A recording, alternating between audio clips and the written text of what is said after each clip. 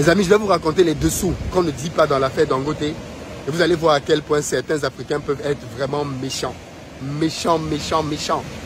Parce que le problème de Dangote aujourd'hui, c'est qu'il est en train de vouloir gaspiller la mangeoire d'autres Africains. Et il y a des personnes au Nigeria qui sont prêtes à tuer Dangote. Parce que Dangote est venu attaquer leur mangeoire. Et c'est une grosse mangeoire. Et on va parler dans ce business de l'un des gros problèmes qu'on a dans nos pays quand on veut réellement s'attaquer au développement. Alors Dangote a lancé bien évidemment sa méga raffinerie. Un projet qui coûte 20 milliards de dollars. Il n'y a pas beaucoup de projets comme ça en Afrique, lancé par un individu. Et il a décidé bien évidemment qu'il allait s'attaquer à un problème fondamental pour le Nigeria. Les problèmes qui nous appauvrissent. Et le problème c'est lequel? C'est que les pays africains sont des pays qui produisent des matières premières, mais en réalité qui ne les transforment pas. Du coup on est dans des absurdités dans lesquelles des pays comme le Cameroun ont du bois. On coupe le bois au Cameroun, on le sort, on l'envoie en Chine, on l'envoie ailleurs. On le traite là-bas, on le vend au reste du monde et on renvoie quelques miettes chez nous qu'on paye à prix d'or. Pourquoi? Parce qu'on ne sait pas transformer le bois. Et ceci s'applique bien évidemment dans des domaines encore plus stratégiques comme les mines, l'oil and gas.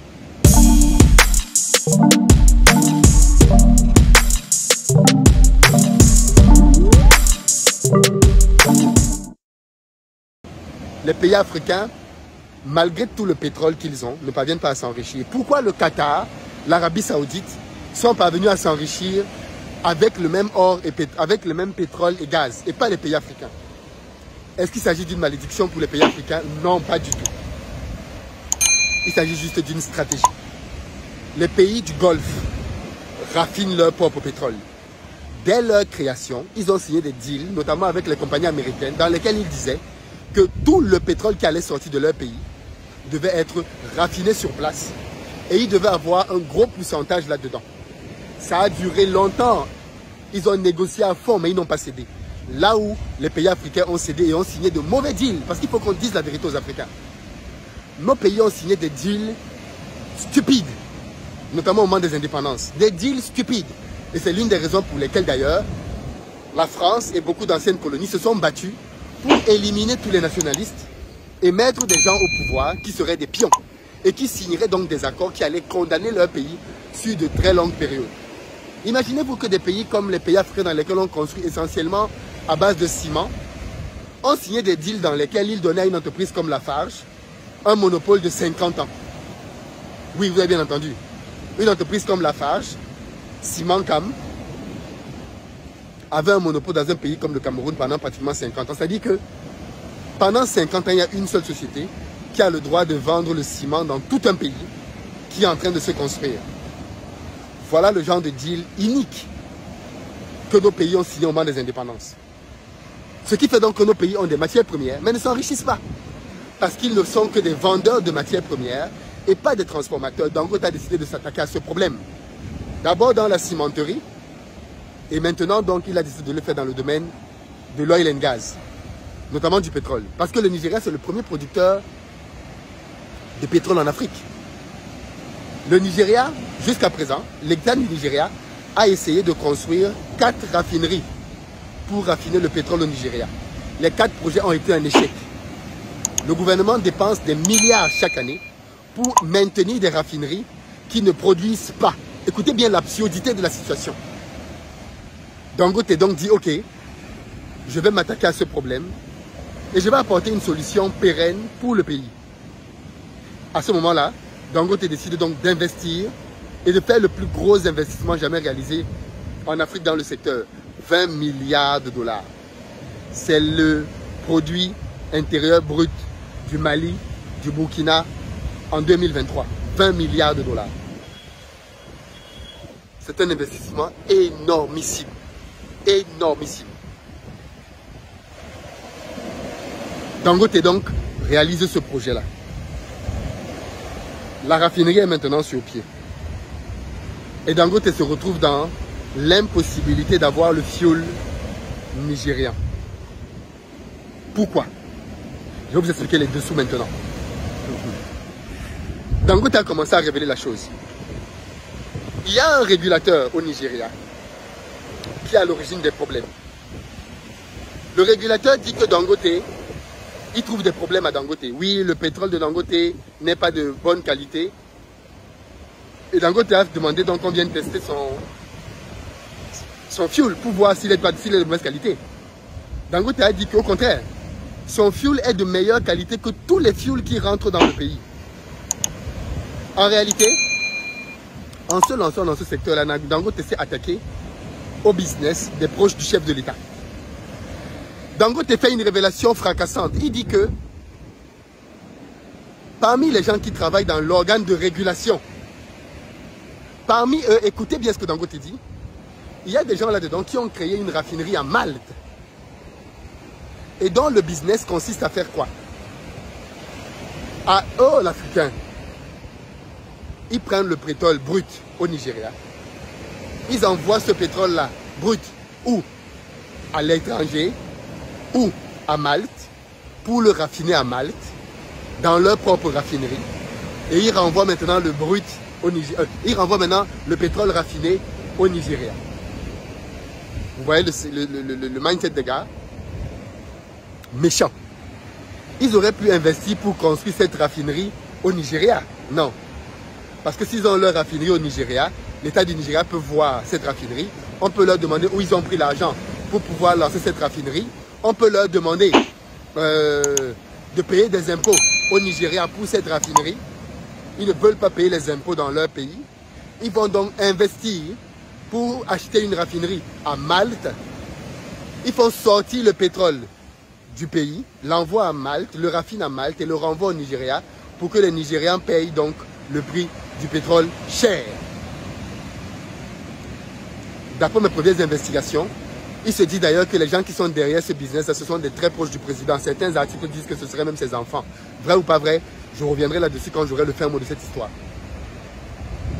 Voilà donc les gens qui s'en prennent à Dangote. Les ennemis du Nigeria.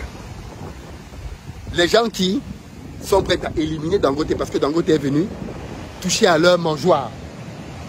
Dangote est en train de vouloir s'en prendre à leur gagne-pain. Quel est leur gagne-pain? Ils gagnent leur pain en appauvrissant le Nigeria, en faisant que les Nigérians achètent un fuel très cher, pire, de mauvaise qualité.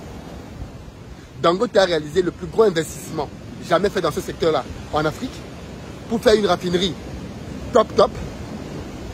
Et maintenant, ces gens-là sont en train de lui mettre les bâtons dans les roues.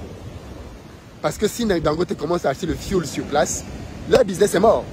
Ils ne pourront plus sortir le business du pays. Ils ne pourront plus faire revenir ce business au pays. Et donc là, maintenant, on est donc dans ce que Dangote appelle la mafia du pétrole. La mafia du pétrole. La mafia qui fait qu'on est prêt à l'éliminer. On n'en veut plus de Dangote. Dangote est devenu dangereux. Il a osé construire une raffinerie et il veut s'en prendre au business des gens qui sont riches et puissants dans l'État. Mais quelle est donc la puissance de ces gens? C'est la puissance des personnes qui veulent s'enrichir elles toutes seules, quitte à ce que leur pays brûle, ce n'est pas leur problème.